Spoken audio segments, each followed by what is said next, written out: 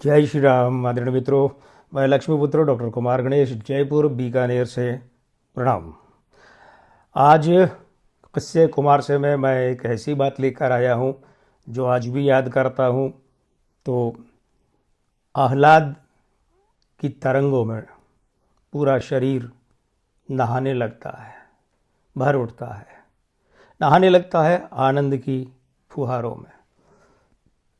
किस्सा शुरू कर रहा हूँ, लेकिन ये नहीं कहूँगा कि आप ये चैनल सब्सक्राइब कीजिए, वो आपकी मर्जी, वो आपका कर्तव्य। मेरा कर्तव्य ये है कि मैं आपके सामने अद्भुत किस्से रखता जाऊँ। तो आज का किस्सा भी ऐसा ही है मित्रों। बात है शायद अप्रैल के शुरू की वर्ष 2017। तो चूँकि जैसा आपको मैं बार बार बताता हूँ, हर वीडियो में बताता हूँ कि मैं जयपुर का रहने वाला हूँ, मतलब मूल बीकानेर से हूँ, फिलहाल वर्षों से जयपुर रह रहा हूँ। तो जयपुर का बहुत बड़ा, सबसे बड़ा अस्पताल है, और जयपुर का ही नहीं बल्कि वो पूरे प्रदेश का, राजस्थान का सबसे बड़ा अस्पताल है SMS हॉस्पिटल, सवाई मानसिंह अस्पताल। बहुत छोटे रूप में इसे SMS इतना भी बोल देते हैं। तो मेरे कोई संबंधी हैं, रिश्तेदार, तो वे, उनका इलाज SMS में चल रहा था और वे भर्ती थे। होता है ना कि हम स्थानीय हैं, रिश्तेदार हैं, तो हम पता करने जाते, तबीयत के बारे में पूछने जाते, भाई आपका कैसा है, स्वास्थ्य क्या वगैरह। तो एक दिन मैं पहुंचा दोपहर में, शायद लंच के बाद का समय था, और वहाँ बैठे बैठे मुझे 4:30-5 बज गए थे। वैसे मुझे बहुत याद रहता है, दिनांक याद रहती है, समय याद रहता है काफ़ी एक्यूरेसी के साथ में, लेकिन ये जो घटना हुई उस दिन हुई, उसके मामले में बड़ा ऐसा हुआ कि जब भी मैं वो घटना याद करता हूँ तो मुझे लगता है कि मैं समय और दिन की याददाश्त भी कहीं रख कर भूल गया हूँ। बड़ा अद्भुत है, आप भी सुनिए। मैं आपको यूँ बताऊँ कि जिन्हें पता है SMS अस्पताल के बारे में, तो वो दो सड़कों के बीच में, एक बड़ी चौड़ी सड़क है, जयपुर की सबसे खूबसूरत सड़क, वो है जवाहरलाल नेहरू मार्ग, और दूसरी है उससे ज़्यादा पुरानी एक, और वो है टोंक रोड। तो जिन लोगों को पता है वो जानते हैं कि जवाहरलाल नेहरू मार्ग से जब SMS ख़त्म होता है तो एक गली आती है, गली सीधे टोंक रोड पर निकलती है, और इस गली में घुसने के बाद में बमुश्किल शायद 100 मीटर उल्टे हाथ में गेट है। तो इसके कई मेन गेट है, उनमें से एक ये भी है। यहाँ से घुसते उल्टे हाथ की तरफ मोर्चरी आती है, शवगृह, जहाँ लाशें रखी जाती है और फिर लोग ले जाते रहते हैं वहाँ से। तो वहाँ मैंने गाड़ी लगा रखी थी, पार्क कर रखी थी। रवानगी के समय मैंने गाड़ी उठाई और उठा के सीधे हाथ की तरफ, गेट की तरफ मुड़ने लगा। बस मैंने गाड़ी मोड़ी थी कि आगे एक जीप खड़ी थी और उसके आगे 2 गाड़ियाँ और खड़ी थी, वो जाम की स्थिति लग गई थी। पीछे मैं अपनी गाड़ी मोड़ने के कारण ये देख नहीं पाया कि गली में जाम काहे का था, लेकिन निश्चित रूप से सीधी वाली गाड़ियाँ जा रही होंगी इधर से इधर, तो ये निकलने में, तो गली ज़्यादा चौड़ी नहीं थी वो। तो मैंने देखा कि मेरी गाड़ी के ठीक आगे एक जीप है, और उस जीप में, यानी मेरी जो साइड है, मतलब ड्राइवर वाली साइड है ना, तो मेरी सीध में गाड़ी के पीछे पर्दा तो लगा हुआ नहीं था।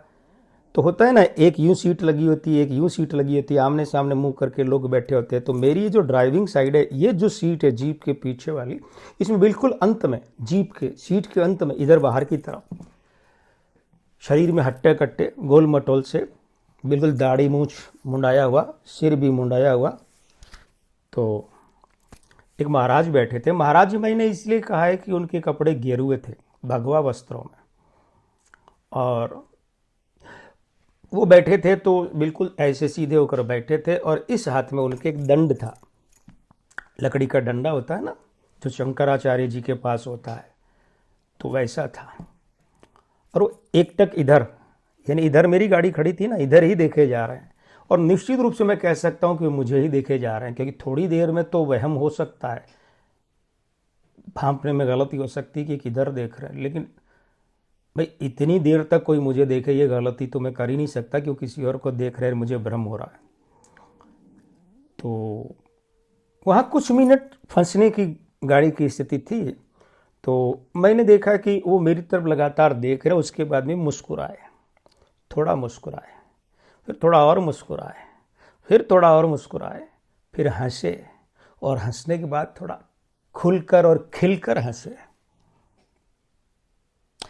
चूंकि वो मौसम ऐसा था और शाम का समय, तो एसी चलाने वाली बात तो थी नहीं, तो शीशे खोले हुए थे आधे आधे। मैं इतने से ज़्यादा शीशे कभी नहीं खोलता, तो मुझे साफ सुनाई दे रहा था इधर उधर।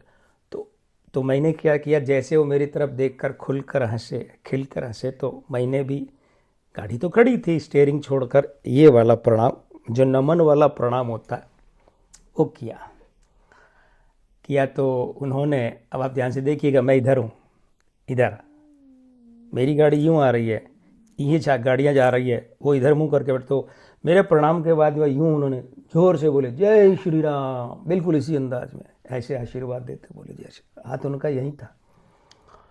मैंने भी बोल दिया जय श्री राम। वो अभी भी मेरी तरफ ही देखे जा रहे हैं। इतने में मेरी चौथी गाड़ी थी, पहली दूसरी गाड़ी जो है वो बाहर निकली और यूं मुड़ गई, और ये जीप जो है ये बाहर निकली और यूं मुड़ गई, और मुझे इधर जाना था। जानने वालों को पता है कि उस गेट से बाहर निकलकर इधर जाते तो लगभग 100 मीटर भी नहीं है, इतने में आ जाता है जवाहरलाल नेहरू मार्ग, और इधर से जाएंगे तो 600-700 मीटर दूर जाकर आता है टोंक रोड। तो मैं इधर मुड़ा, मुड़कर मुझे बड़ा कौतूहल हुआ कि मैं देखूं तो सही कि ये महाराज जी जो हैं कौन है। मैं पहचानता तो नहीं, इन्होंने इतने अपनत्व भाव से मुझे कहा है जय श्री राम और आशीर्वाद दिया है, मैं जानने के लिए। तो पहले तो मैंने उसमें देखा रिव्यू बैक मिरर में, तो बैक मिरर में देखा तो पूरी गली खाली, मतलब इधर मुड़ते ही मैंने 5-6 सेकंड में ही देख लिया था कि पीछे देखूं, तो वहां देखा पूरी गली, पूरी सड़क खाली। ऐसा कैसे हो सकता, मैं चौंका। फिर मैंने यूं घूम के देखा, इधर से भी देखा, फिर उधर देखा। मैंने कहा जैसे होता है ना कि कोई चीज़ खोजा, अरे कहाँ गई जीप, कहाँ गई जीप, गायब थी। ऐसा हो ही नहीं सकता। अरे भाई, आप इस गली से इस कोने से या इस गेट से बाहर सड़क तक अगर तेज रफ्तार में जाएंगे तो भी 5-6 सेकंड से ज़्यादा ही लगेगा समय, और यहाँ से तो गेट से निकल के गाड़ी धीमे धीमे थी, रफ्तार पकड़ी है, और तभी मैंने देख लिया, और गायब, कोई गाड़ी ही नहीं उस सड़क पर।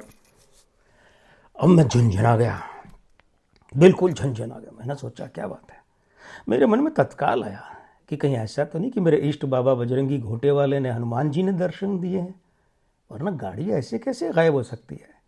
लेकिन विश्वास मानिए, वो गाड़ी वो हुई गायब हो गई, वो गाड़ी दिखी नहीं। जब यह असंभव था, 5-6 सेकंड वो गाड़ी क्रॉस कर जाए, असंभव है, कोई ट्रायल करके देख ले, गेट से निकले और वहाँ तक पहुँचने में ज़्यादा से ज़्यादा ये होता है कि वो वहाँ किनारे तक पहुँचते पहुँचते में गाड़ी मुझे दिख जाती, लेकिन बिल्कुल नहीं दिखी, रोड सपाट खाली थी। अद्भुत अद्भुत अनुभूति। आज भी याद करता हूँ तो रोम रोम सिहर उठते हैं।